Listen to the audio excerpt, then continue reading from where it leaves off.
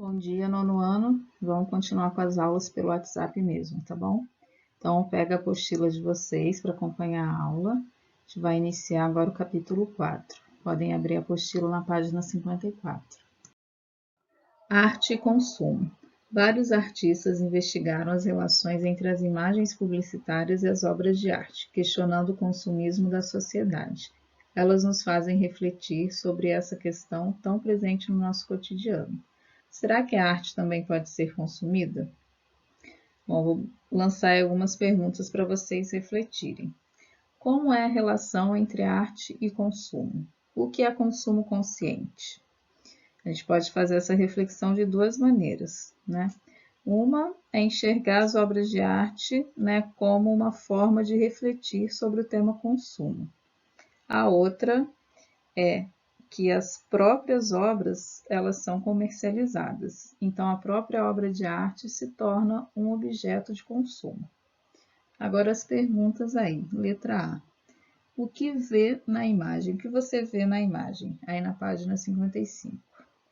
Então, vocês vão observar a imagem e vão observar os elementos que compõem essa imagem. As cores, formas, informações, tema. Letra B. Em quais obras de arte você se lembra de ter visto produtos de consumo industrializados e perecíveis como esses? Existem obras, pinturas que retratam produtos que são consumidos em massa. Então, o que será que essas obras podem trazer de reflexão para a gente? Página 56. Do supermercado para a galeria. Será que sopas enlatadas, além de saciarem a fome, podem alimentar a inspiração de um artista? Pode parecer improvável, mas foi justamente isso que aconteceu. As latas de sopa Campbell's tornaram-se famosas ao aparecerem na obra de Andy Warhol, na década de 1960. Mas por que será que latas de sopa viraram tema para a arte? A história da arte nos mostra que ela sempre sofreu transformações de acordo com o contexto de sua época. Um marco na história da humanidade que mudou definitivamente a vida das pessoas foi a Revolução Industrial. Ela trouxe um desenvolvimento sem precedentes para diversas áreas. Aliado a isso, no período de transição entre os séculos XIX e XX, surgiram os principais meios e técnicas de comunicação, como a fotografia, o cinema, o rádio e a televisão, que se aperfeiçoaram rapidamente. Após o final da Segunda Guerra Mundial, houve um forte crescimento industrial, que possibilitou acesso mais amplo ao consumo e o surgimento intenso e repentino de facilidades para a vida cotidiana. Bom, então, a arte está sempre sendo influenciada pelo que acontece na sociedade. A invenção da fotografia, por exemplo, foi algo que trouxe uma grande transformação na arte, né? Até então, a arte tinha essa função de retratar a realidade. Com a invenção da fotografia, né, ela perdeu esse papel principal. E aí foi se transformando, se modificando, surgiram vários movimentos artísticos, várias técnicas diferenciadas de arte. Como consequência, as décadas de 1950 e 1960 foram testemunhas de uma transformação cultural, principalmente nos Estados Unidos. A industrialização não atingiu somente produtos convencionais, mas também a cultura, que passou a ser vista como uma mercadoria. Criou-se, assim, uma indústria cultural. A partir de então, os objetos artísticos passaram a ser vinculados à ideia de lazer e entretenimento. O termo indústria cultural foi utilizado pela primeira vez em 1942. Essa expressão foi utilizada para falar sobre a situação da arte na sociedade capitalista industrial. O objetivo era lucrar através da arte do entretenimento, produzindo produtos que seriam consumidos em massa. Atentos ao seu próprio tempo, artistas na Inglaterra e nos Estados Unidos começaram a utilizar objetos industrializados, peças de publicidade, programas de televisão, jornais, revistas, cartazes, histórias em quadrinhos e outras formas populares de comunicação como referência para suas produções. Essa manifestação cultural foi chamada de pop art. Página 57. Pop art. Esse movimento artístico surgiu entre as décadas de 1950 e 1960 na Inglaterra e nos Estados Unidos. A palavra pop é uma abreviação da palavra popular, que significa aquilo que é produzido para o grande público. Os artistas da pop art buscavam ao mesmo tempo destacar e desconstruir as imagens pertencentes às culturas de massas. Então, ao mesmo tempo que os artistas da pop art destacavam esses produtos que eram produzidos e consumidos em massa, eles também faziam uma crítica ao consumo e à indústria cultural. Conheça a seguir alguns representantes da pop art. Andy Warhol apropriou-se de embalagens de produtos, objetos, retratos de celebridades e do modo de vida norte-americano como referências para suas obras. Essas imagens eram produzidas por meio do processo serigráfico, aproximando a arte do campo da publicidade e do consumo. Criou a estética de repetir o mesmo elemento aplicando diferentes cores vibrantes em cada reprodução. Richard Hamilton se interessava por imagens de fácil acesso à população. Hamilton utilizava, por exemplo, recortes de revistas e jornais em suas colagens, especialmente de anúncios publicitários. De modo geral, o movimento da pop art se contrapunha aos valores artísticos tradicionais, buscando ideias e atitudes pertencentes ao mundo do consumo. Roy Lichtenstein utilizava imagens e técnicas das histórias em quadrinhos em suas obras. A presença de onomatopeias, cores primárias em grandes áreas e o contorno preto das figuras também são características das histórias em quadrinhos norte-americanas presentes em suas obras. Observe os pequenos pontos de diversas cores compondo a imagem. Essa técnica chama-se retícula e foi muito usada para a impressão de imagens em jornais, revistas, HQs e outdoors, na primeira metade do século XX. Página 59, Efeitos do tempo. Observem a imagem abaixo.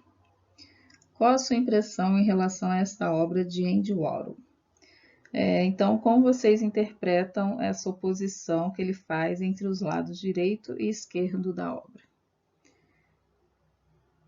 Como essa imagem se relaciona com as principais características da pop art? Bom, vocês podem observar aí a repetição da imagem, as cores vibrantes, a representação de uma artista que na época era conhecida pela cultura de massa. Nos Estados Unidos da década de 1960, uma série de acontecimentos gerava tensão na sociedade. A morte do presidente John Kennedy, a explosão da Guerra do Vietnã e uma sequência de conflitos raciais. Esses fatos contrastavam com a cultura de encanto e felicidade vendida pelos meios de comunicação de massa, principalmente pela publicidade. Essa contradição não passou despercebida pelos artistas do período. Andy Warhol questionou o culto às celebridades em suas obras. Em suas serigrafias, vemos ídolos pop manchados, borrados, repetidos em série, lembrando a reprodução industrial. Era tempo de revelar que a euforia do consumo e da indústria cultural talvez não fosse verdadeira. A obra pode ser interpretada também como uma revelação irônica do esforço das celebridades em manter as aparências. Essa obra, Díptico Marilyn, é composta por duas telas. Na primeira, a superficialidade, além da repetição quase industrial, é representada nas cores fortes. Na maquiagem do rosto que se assemelha a uma máscara, com a qual a atriz Marilyn Monroe parece se esforçar para parecer bonita e encantadora. A segunda tela foi feita em preto e branco, e algumas figuras se apagam, enquanto outras estão borradas. Elas minimizam o encanto da imagem da atriz, trazendo ao observador a sensação de passagem do tempo e finitude. Página 60. A arte estampada. O processo de criação de Andy Warhol assemelhava-se ao processo de fabricação de produtos em série. Ele fazia inúmeras cópias de suas produções por meio de uma técnica chamada serigrafia.